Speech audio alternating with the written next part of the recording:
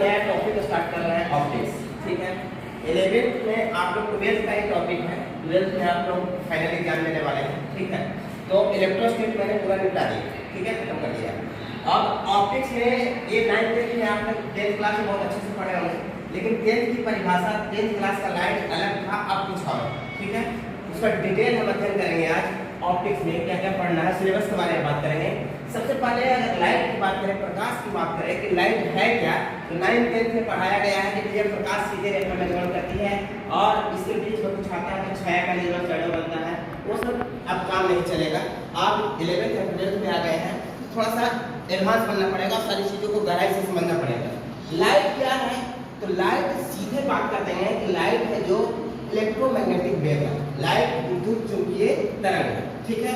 अब विद्युत चुंबकीय तरंग क्या होता है बच्चे, तो मैंने ऑलरेडी विद्युत चुंबकीय तरंग का चैप्टर मैंने पूरा निपटा दिया है। उसमें बताया था कि शुरू में हम लोग विजुअल में थे, यहाँ पे हम जो भी बात करते हैं कि दृश्य प्रकाश की बात करते हैं, तो दृश्य प्रकाश में हमारा कौन सा आता है बताओ, जो प्रकाश सूर्य की किरण में कितने रंग, 7 रंग, 7 रंग को दीप्त बोलते हैं। क्या बोलते हैं बच्चे, दीप्त, ठीक है। दीप्त में सबसे मतलब कि तरंग दैर्घ्य जिसका काम है वो बैगनी कलर होता है, ठीक है, बताया हूँ। इसका कितना तरंग दैर्घ्य जो होता है, ठीक है, 2 लगातार शीर्ष या 2 लगातार वृत्त के बीच की दूरी को हम क्या कहते हैं, तरंग दैर्घ्य कहते हैं। इसे लैम्बडा से सूचित करते हैं। ये सारी बातें क्लियर है, ठीक है।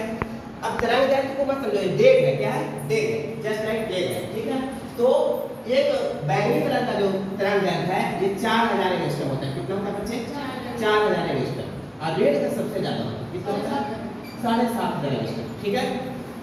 यानी बैगनी से लेकर रेड कलर हम देख रहे हैं, 4000 से लेकर के 750 एंगस्ट्रॉम के प्रकाश को हम देख पा रहे हैं अपनी आंखों से। 750 एंगस्ट्रॉम के प्रकाश को हम देख रहे हैं, तो वो कौन सा है, दृश्य तरंग है। क्या है बच्चे, दृश्य तरंग है। दृश्य तरंग के बाद क्या होता है कि जैसे ही ये नहीं दिखाई दे, अब यानी कि 4000 एंगस्ट्रॉम किसका है, बैगनी का, तो बैगनी से सिर्फ इधर आ जाओ तो क्या हो जाएगा, पराबैंगनी। क्या हो जाएगा, पराबैंगनी। उसके बाद आ जाओगे एक्स तरंग, उसके बाद वाई तरंग, ये हो गया दृश्य प्रकाश। उसके बाद पराबैंगनी, एक्स तरंग, वाई तरंग। रेड थोड़ा गर्म प्रकाश है, रेड क्या है, गर्म प्रकाश है। तो रेड से भी ज्यादा एंगस्ट्रॉम का प्रकाश और गर्म होगा कि नहीं, तो इधर वाला लेंगे तो अवरक्त हो जाएगा। क्या हो जाएगा बच्चा, अवरक्त प्रकाश, ठीक है। उसके बाद लेंगे तो सूक्ष्म प्रकाश, क्या हो जाएगा, सूक्ष्म तरंग, सूक्ष्म तरंग। उसके बाद रेडियो तरंग, क्या हो जाएगा। मैं प्रॉपर इसका सारा का कौन रेडियो का खोज किसने किया था, रेडियो तरंग का मार्कोनी ने, मैं सारा डिस्कस किया हुआ, ठीक है। ये टोटल 7 है, कितने हैं, 7 है। ये जो है इलेक्ट्रोमैग्नेटिक वेव टोटल विद्युत चुंबकीय तरंग 7 है, जिसमें मेरा कौन सा दृश्य प्रकाश भी आ गया, यानी जिस लाइट की बात कर रहे हैं वो क्या है, विद्युत चुंबकीय तरंग है। और उसकी खासियत है कि कोई भी ना तो विद्युतीय क्षेत्र में ना चुंबकीय क्षेत्र में कहीं भी विचलित नहीं होता, ठीक है।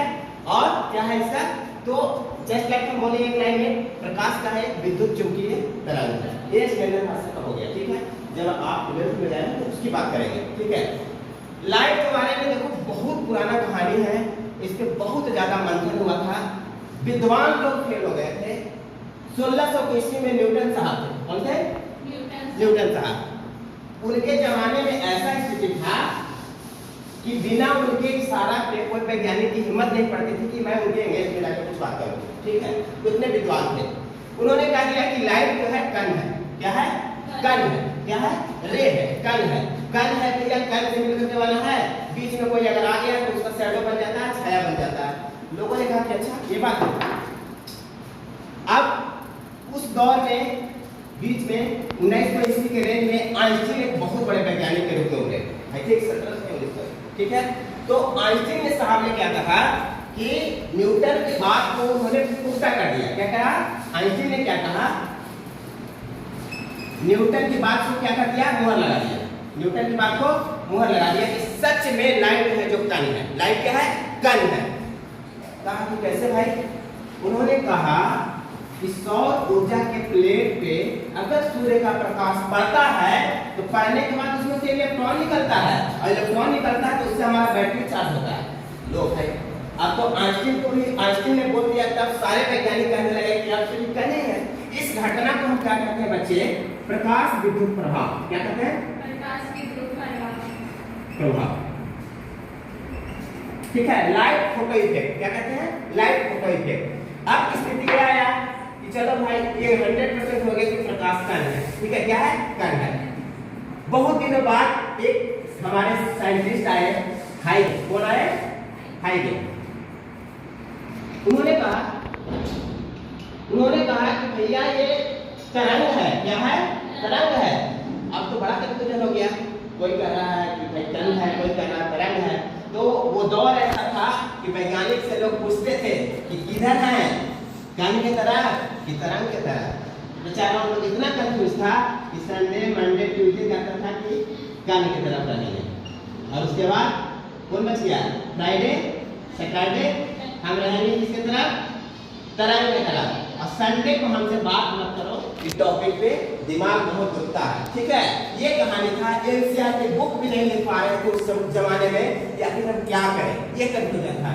वो स्थिति को एक आए